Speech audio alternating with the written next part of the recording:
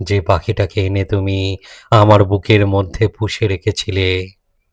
তোমাকে ছুঁতে না পারার কষ্টে, যন্ত্রণায় তার পাখা থেকে রোজ খসে পড়ছে একটা একটা করে পালক। আর সেই পালকের উপর জন্ম নিচ্ছে অসংখ্য উপজীবী ছত্রাক। এত নৃশংসতার সাথে খেয়ে ফেলছে ওরা পালকের সবটুকু উড়ান। পাখিটার বেঁচে থাকার কথা ভাবতে গিয়েই আমার কান্না পায়। রুদ্র গোস্বামীর কবিতা অভিরূপ তোমাকে। ঘরে ফেরা কি এতটা কঠিন? ঘর তো আর আকাশ নয়, ফিরতে গেলে পাখি হতে হয়।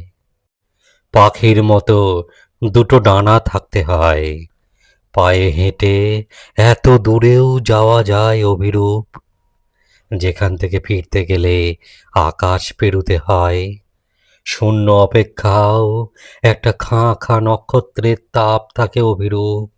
তুমি কখনো বুঝবে না অপেক্ষার শূন্যতা একটা মানুষকে যে কি ভীষণ নিঃস্ব করে দিতে পারে, যেখান থেকে তাকালে মৃত্যুকেও প্রিয় মনে হয়। অথচ প্রত্যেক দিন এই ক্ষতবিক্ষত শূন্যতার ভিতর আমি ফোঁটায় ফোঁটায় ছড়িয়ে পড়তে দেখেছি আমার নিজের শরীর। অপেক্ষার যন্ত্রণাকে তুমি কখনো অনুভব করেছো অভিরূপ? যে পাখিটাকে এনে তুমি আমার বুকের মধ্যে পুষে রেখেছিলে। তোমাকে ছুঁতে না পারার কষ্টে, যন্ত্রণায় তার পাখা থেকে রোজ খসে পড়ছে একটা একটা করে পালক। আর সেই পালকের উপর জন্ম নিচ্ছে অসংখ্য উপজীবী ছত্রাক।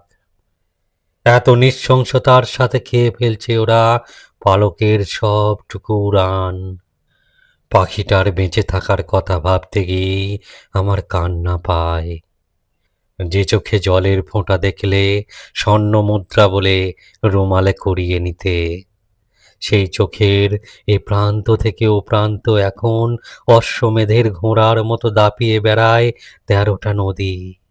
তাদের অবাধ্য স্রোত খড়কুটোর মতো ভাসিয়ে নিয়ে যায় আমার বেঁচে থাকার লক্ষ লক্ষ দিন, আমার ভালো থাকার অসংখ্য সময়। সাধারণ মেয়েদের কোনো পুনর্জন্ম থাকে না।